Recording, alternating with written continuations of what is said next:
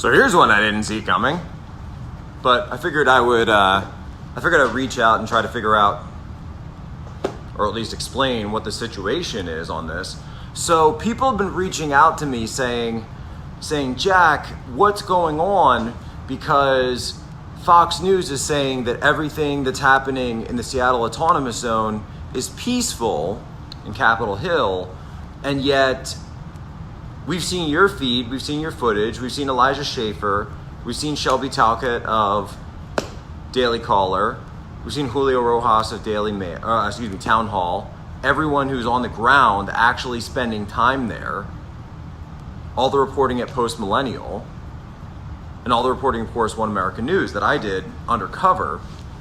And so all of this stuff has been coming out for about a week or a week plus now, and yet Fox News runs this report where, and I didn't know who the reporter was, but he says, well, it's mostly peaceful except for when it's violent.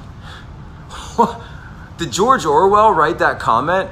I wonder if George Orwell wrote that statement. It's mostly peaceful except for when it's violent. What kind of a statement is that? It's mostly peaceful except for when it's violent. Huh. So what you mean to say is it's mostly okay except for when it's not? Which is it? Right? And so here's what's going on. Here's the problem is when you say something, it's mostly peaceful except for when it's violent, right? What kind of a statement is that? And they're trying to make this like some gotcha on President Trump. And then they said, this is the best part. And I took this personally. I really took this personally. I think a lot of you will as well. He said, well, President Trump is probably just looking at clips on Twitter. I'm like, you mean like how 90% of people get their news? Oh, he's just looking at clips on Twitter. I'm sorry, he's just looking at clips on Twitter? Like, who are you?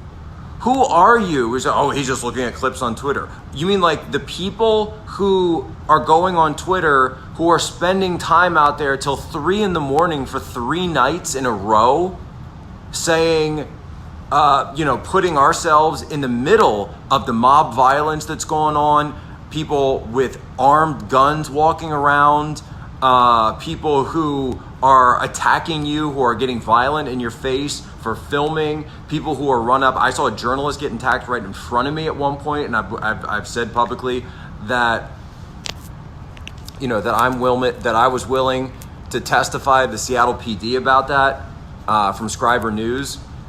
All right. And you're going to turn around and say, you're just looking at stuff on Twitter. Yeah, because Twitter's where news is, man. This is 2020.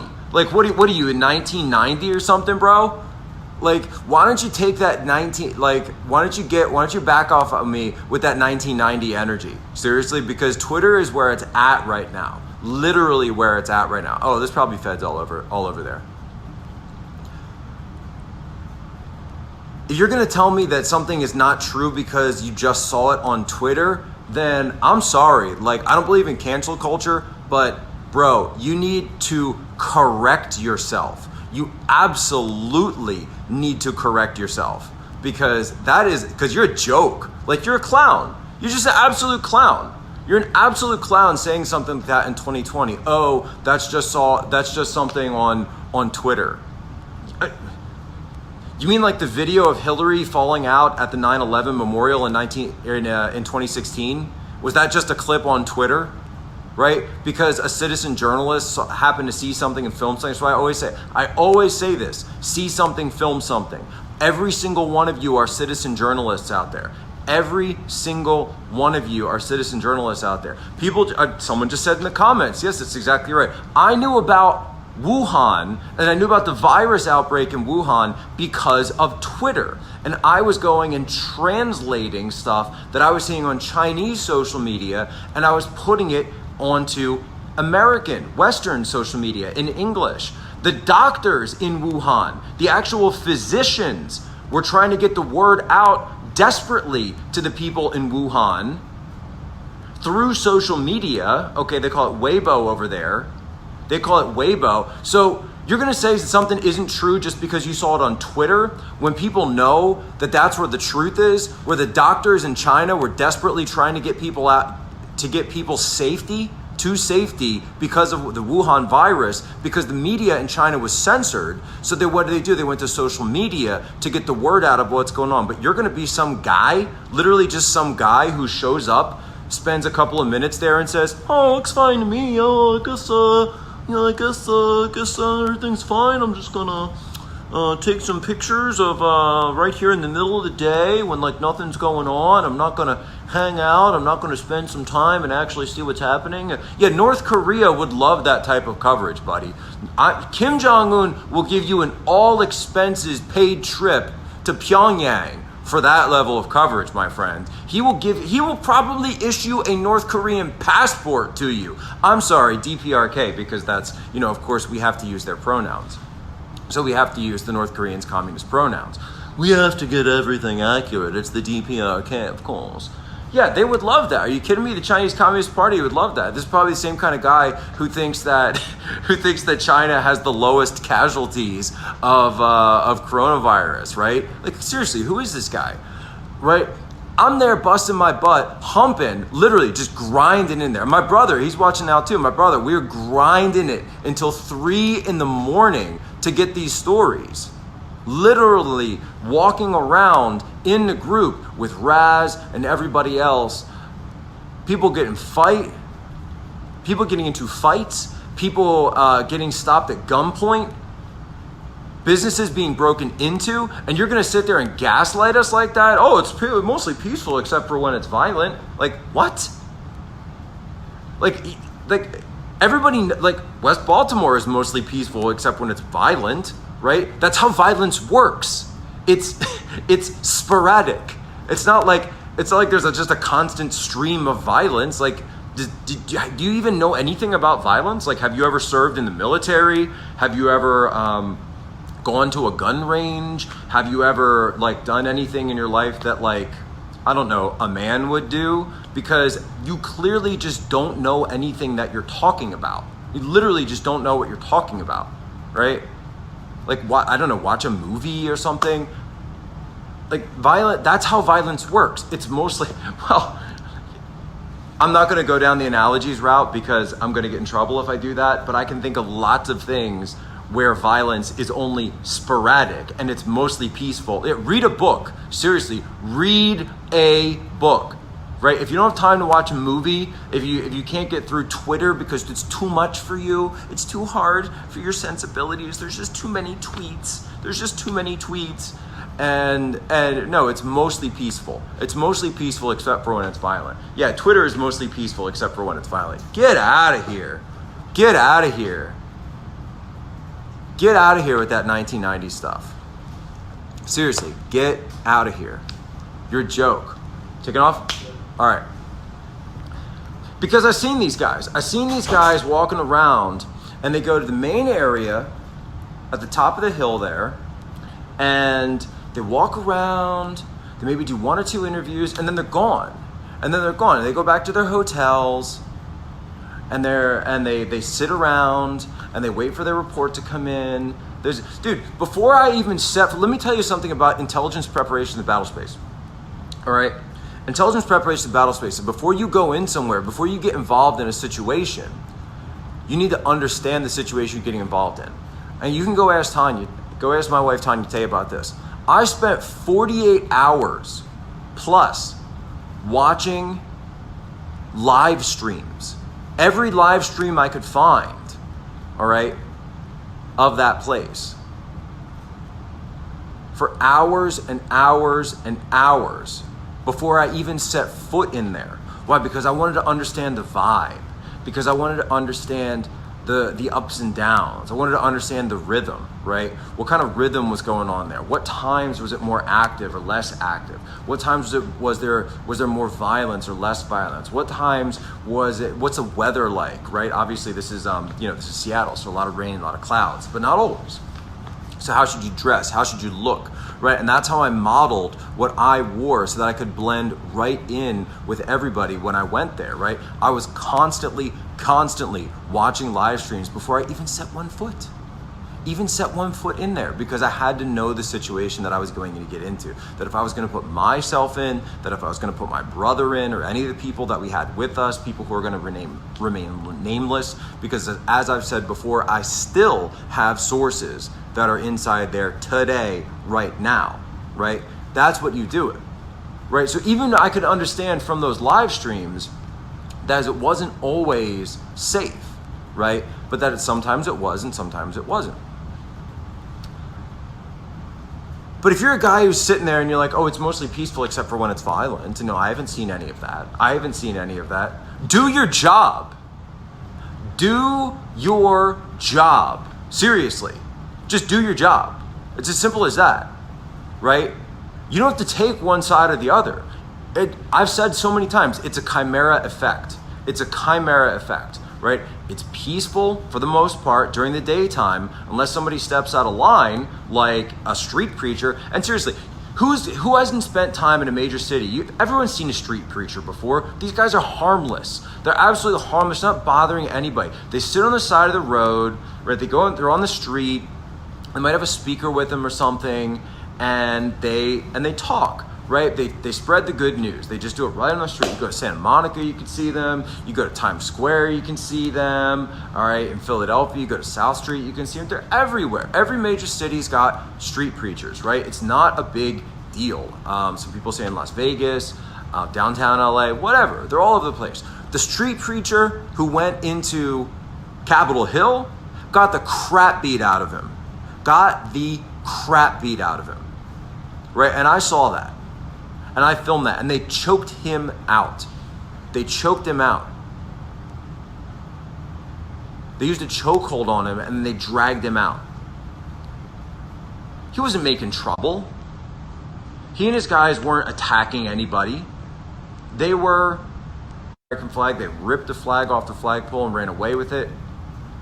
The other guy, I think his name is Maximus. I don't know his real name. He was attacked as well. They tried to get it off from him. So if you go in,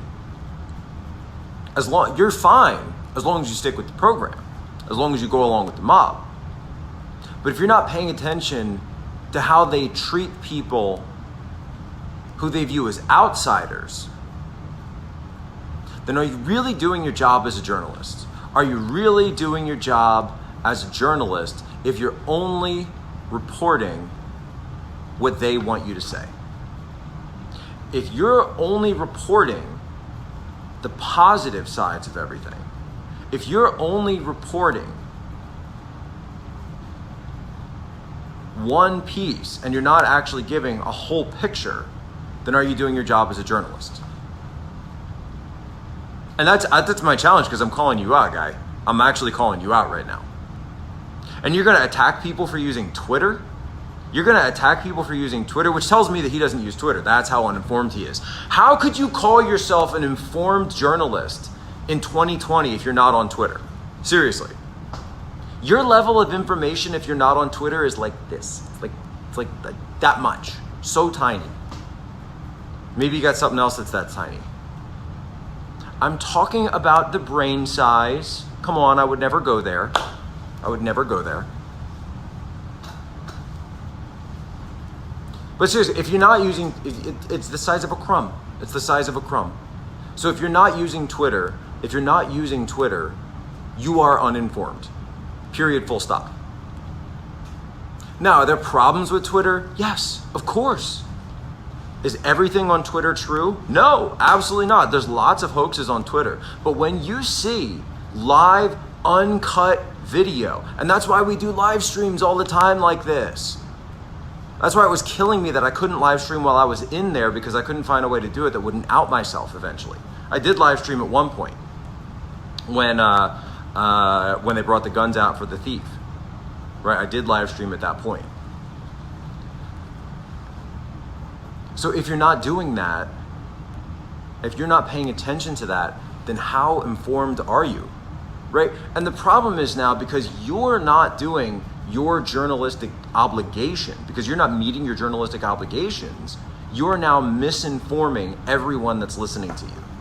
You're misinforming everyone that's listening to you. You're doing a disservice to your viewers. You're doing a disservice to your audience.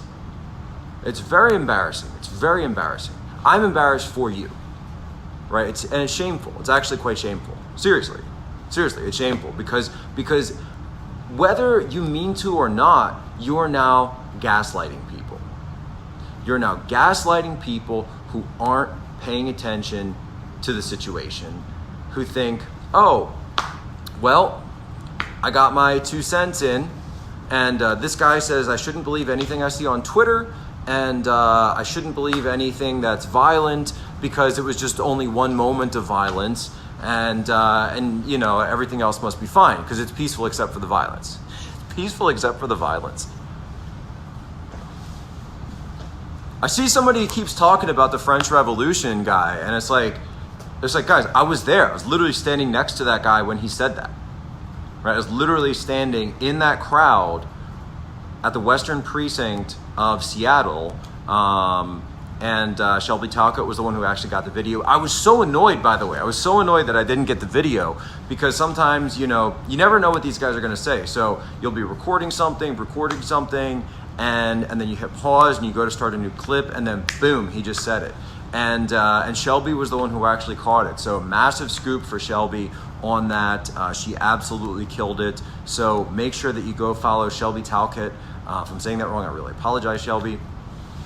But there's an incredible video because he said the reason they're calling it CHOP now is a reference to what happened in the French Revolution. He said it's a reference to what happened in the French Revolution, right? So on Twitter, you're getting firsthand accounts. But listen to this, what this guy says. And this is why I'm kind of actually calling him out right now. He goes, don't pay attention to what you can see. Who are you going to believe? Me or your lying eyes? Don't pay attention to all those videos. Don't pay attention. He's just trying to put you to sleep. He's just slowly trying to put you to sleep. Don't pay attention to that. That's just Twitter stuff. Don't pay attention to those videos. That's just stuff you don't need to worry about. Just go to sleep. Don't look at Twitter. Only listen to me. Only listen to the sound of my voice. Only listen. See, and that's what I do is because I encourage people. I always share other people's stuff. I always share other people's videos. I always give other people credit. I always retweet. If you see someone who's not retweeting other people and just stealing their videos, then you know you're dealing with a content thief, right? And you're dealing with somebody who cares more about themselves than they care about the message, right? That's something that I won't say who, but somebody who, when I was getting started, someone said that to me. He said, you can tell who's about themselves versus who's about the message. And he said, don't be one of those people who's just about yourselves. So I've always done my best. If I find someone with a smaller account, I'm going to retweet them. If I find somebody who's putting out good content, who's doing good shoe leather journalism, who's grinding on a daily basis, who goes in there and films stuff, putting themselves at risk, I'm retweeting that and I'm going to put it out there and I'm going to make it happen. I always try to do that. Try anytime I can to get them out there. And if that's someone who's not going to turn around, and if I see someone who's going to turn around and not retweet somebody or not share someone's tweets out or not help anybody else out, then what can I say? Because we can see who's important to you yourself, right? You're just doing it for yourself. And I try so hard not to do that. Right? And by the way, if you're going to retweet a video, if you're going to share a video, then retweet the original guy who did it. Right? If you've got some comment that you want to make, it's this is basically basic Twitter etiquette, right? Basic Twitter etiquette. Let me break it down if you don't know.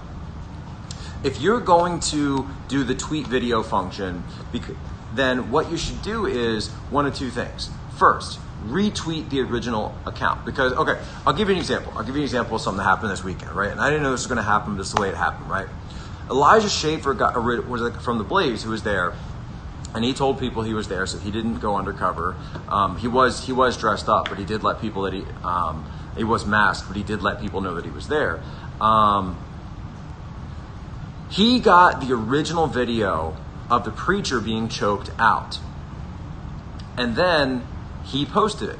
I retweeted it. great video. But then after retweeting that video, I used a tweet video, and because what Elijah was doing was that, and I said something jokingly to him afterwards, because he was adding a lot of commentary on his tweets. He was adding a lot of commentary on the tweets itself, and in some cases doing threads of videos, so all the way down, and each one would have a lot of commentary on it, right? I wasn't trying to do a lot of commentary on the videos, so what I did was I tweet videoed it, and then I just wrote breaking and then the headline, and just kept it simple, KISS, right? Keep it simple, stupid, right? I'm a big believer in that. I wrote about this in my book 4D Warfare, which you haven't picked it up. Yeah, probably should, because 2 years ago I predicted all this stuff.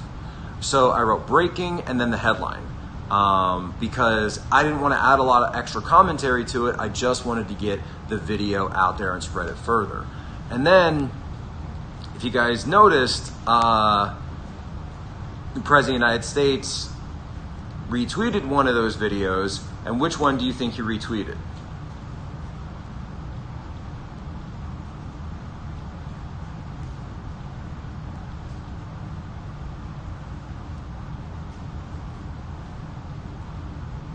So yes, he retweeted the one that was a little bit more simple and a one that had the less commentary. And so I felt bad though. I felt really bad because that was Elijah's video, and Elijah deserves the credit for that, all the credit for it. So I went to him and I actually said to him in person, I said, hey man, I really wish the president had retweeted yours. That was originally your video. I really wish, and I'll say it publicly now too, I really wish that the president had retweeted Elijah Schaffer's, because that was his video originally. And then I mentioned him the same thing I did about adding commentary. And so yes, my tweet did say what the source was, but come on, we all know it's not the same thing. And so, that's just something that I personally felt bad about. I personally felt bad about that because the president retweeted my account, but it wasn't a video that I had filmed myself, right? And yeah, you can see the source there was Elijah, but come on, Elijah deserved that retweet, not me. So, I'm going to do everything I can to make sure Elijah Schaffer gets a presidential retweet, because he deserves one. He absolutely deserves one, right? And I felt pretty bad, so I went over to him and I said that it should have been your retweet, and I can't unretweet a tweet from the president's account. But go make sure you follow Elijah Schaffer. The guy's killing it. He's absolutely crushing it. He's doing everything he can to get the story out, and again, showing both sides of what's going on, right? Because that's what you do. And what I'm doing right now is doing the opposite of what the Fox News guy said, because he said don't look at Twitter, and I'm saying do look at Twitter. And by the way, don't just look at me, right? You got Fox News guy says don't look at Twitter, only listen to me, and I'm like, bro, look at whatever you want. Look at whatever you want, follow who you want to follow, retweet who you want to retweet, wear what t-shirt you want to wear.